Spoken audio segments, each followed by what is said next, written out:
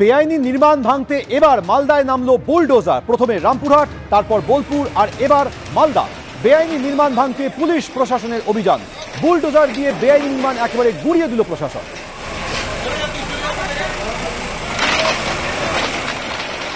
ইংরেজবাজারের রথবাড়ি এলাকায় বেআইনি নির্মাণ ভাঙতে নামলো বুলডোজার।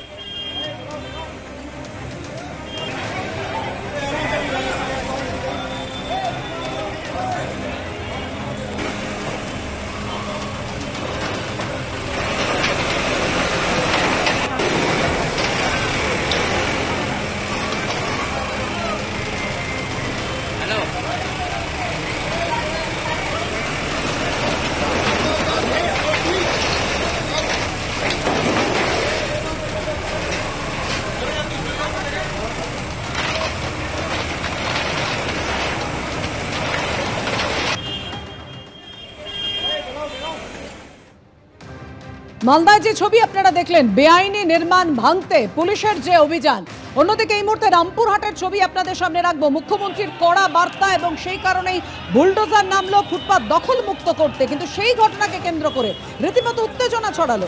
আজ সকালে তৃণমূল পরিচালিত রামপুরহাট পুরসভার তরফে ফুটপাত দখল মুক্ত করার কাজ শুরু করার আগেই বিক্ষোভ দেখালেন ব্যবসায়ীরা, যার ফলে পে লোডার নিয়ে ফিরে যান পুরকর্মীরা।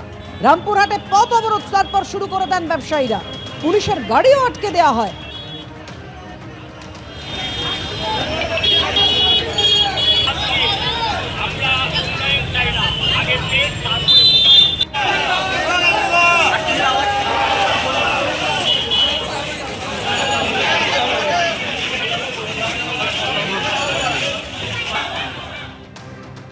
একদিকে রামপুরহাটে ফুটপাত দখলমুক্ত করার কাজ, আর অন্যদিকে বোলপুরে রাস্তার উপরে থাকা অবৈধ কাঠামো ভাঙার কাজ ফের শুরু করলো প্রশাসন।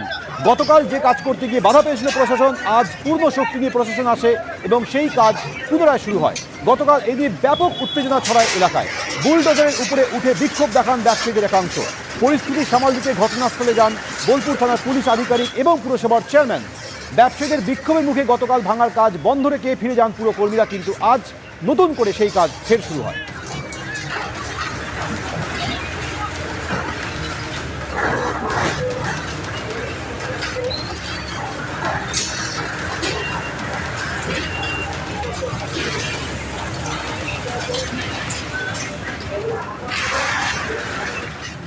এই মুহূর্তে আমরা রয়েছি বোলপুরের টুরিস্ট লজ মোড়ে। এখানে বোলপুর পুরসভার তরফ থেকে রাস্তার ওপরে যে দোকানগুলি তৈরি করা হয়েছে সেই দোকানগুলি ভেঙে দেওয়া হচ্ছে। শুধু দোকান নয়, যে কাঠামো, স্থায়ী কাঠামো তৈরি করা হয়েছে সেই স্থায়ী কাঠামোগুলোও ভেঙে ফেলা হচ্ছে। কারণ পুরসভার তরফ থেকে জানিয়ে দেওয়া হয়েছে রাস্তার ওপর কোনোভাবেই স্থায়ী কাঠামো তৈরি করতে দেওয়া হবে না, এবং এটা সরকারের তরফ থেকে যে নির্দেশ এসে সেই নির্দেশ পুরসভা পালন করছে। কিন্তু যারা ব্যবসায়ী, তাদের বক্তব্য হচ্ছে তারা দীর্ঘদিন ধরে এখানে ব্যবসা করছেন, তারা পুরসভা থেকে ট্রেড লাইসেন্স পেয়েছেন, বিদ্যুতের কানেকশন দেওয়া হয়েছে, বেশ কিছু হোটেলে জলের কানেকশনও পর্যন্ত দেওয়া হয়েছে, কিন্তু কেন তারপরও ভাঙা হচ্ছে?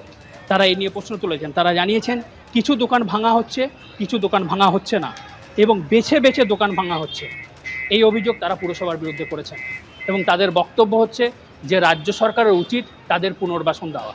ক্যামেরা আবির ইসলামের সঙ্গে ভাস্কর মুখোপাধ্যায়, এবিপি আনন্দ, বীরভূম।